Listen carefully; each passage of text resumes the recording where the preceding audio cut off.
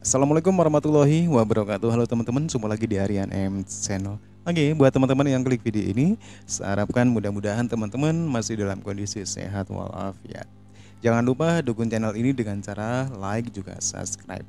Baik, di kesempatan kali ini saya akan coba react sebuah video yang mereaksi kasus yang masih ramai, berita yang masih ramai, yaitu Mondi Tato versus Ustadz Ebit dari Malaysia.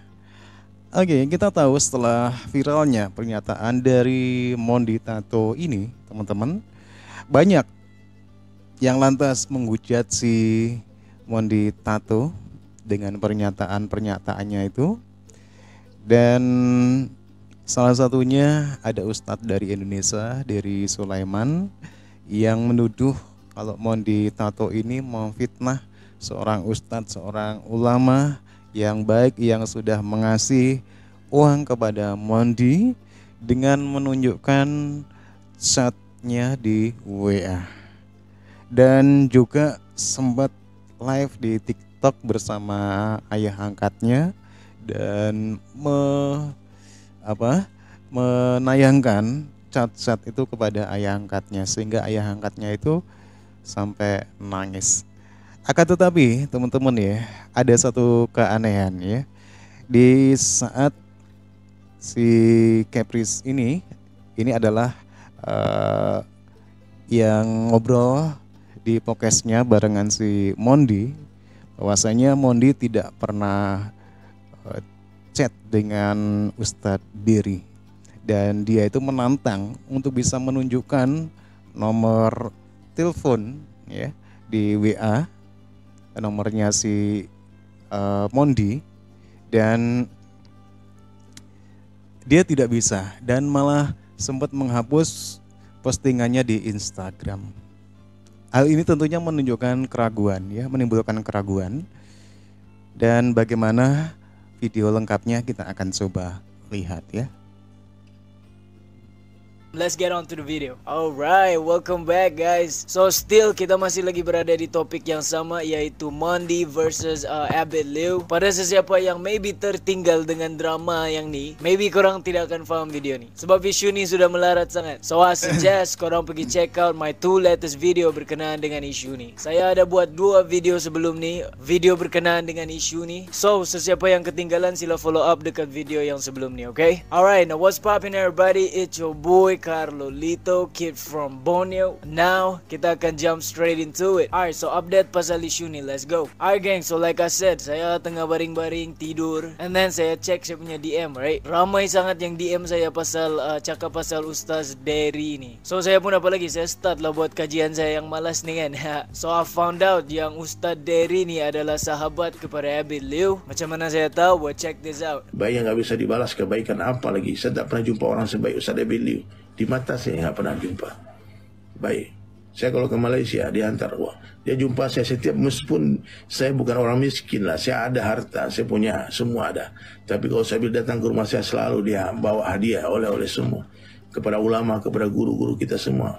Akhlak yang luar biasa, bahasa yang santun, yang lembut.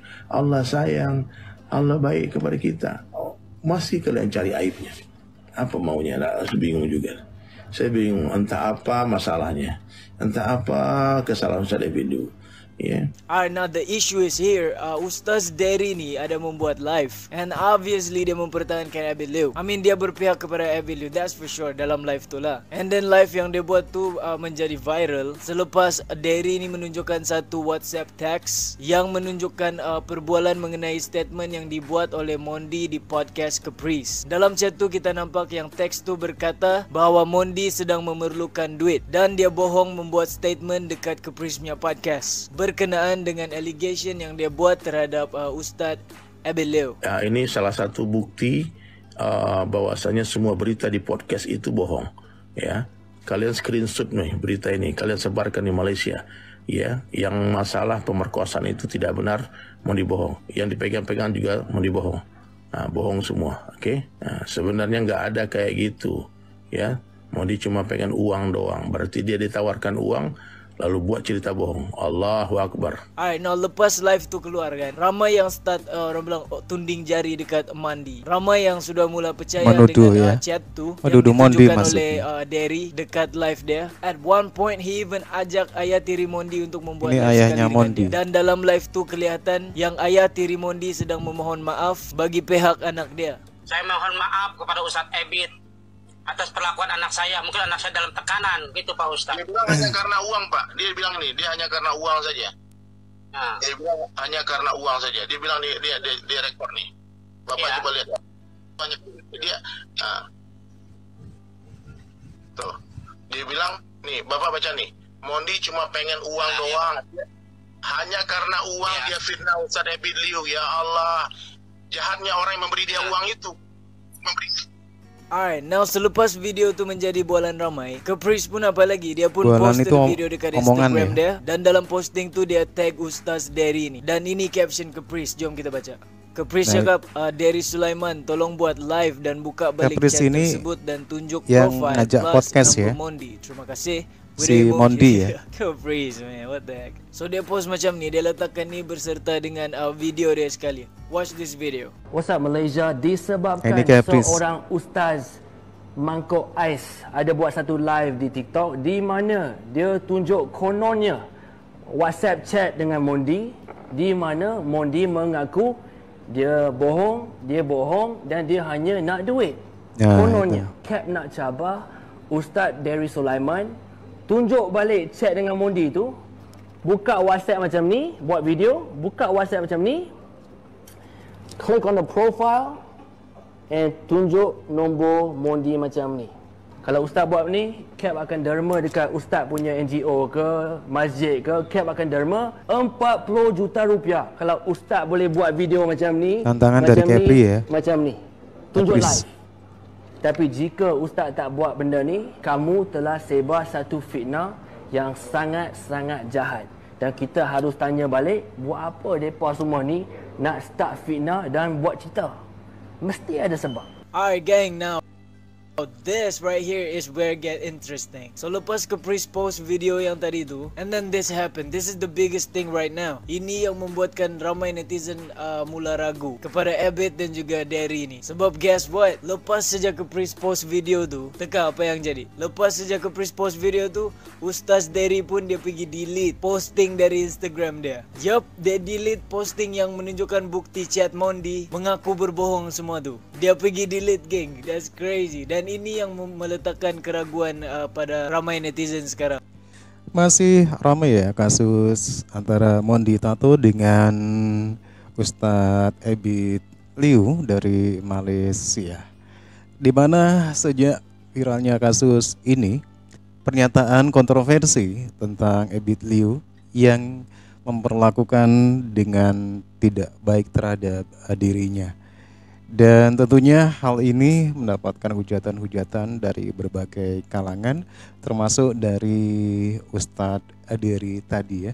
Ternyata setelah kita melihat ya apa dalam video ini, ternyata Ustadz Derry tidak bisa menunjukkan keyakinannya bahwasanya dia pernah chattingan dengan Mondi, dan Mondi ini berterus terang hanya menginginkan uang dari Ustadz Ebit.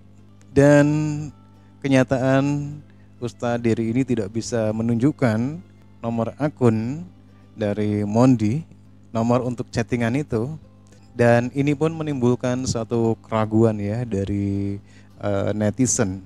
Dan kita harus menilai kasus ini harus secara objektif ya. Jadi kita tidak boleh ya hujat langsung, sekalipun itu perkataan dari seorang Mondi yang notabene anak pang dengan kondisi tato yang penuh ya.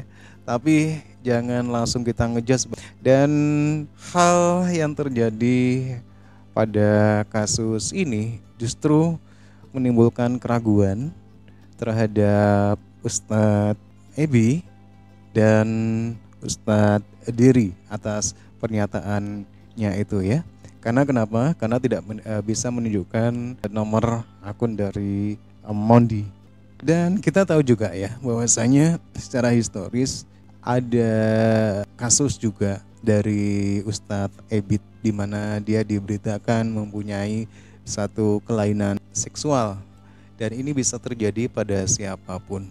Tentunya kita harus juga menyelidiki ya kebenaran yang sebenarnya terhadap kasus ini. Benarkah si Mondi ini hanya sekedar sensasi menfitnah si Ustadz ini ya, ataukah memang benar pernyataan Mondi ini?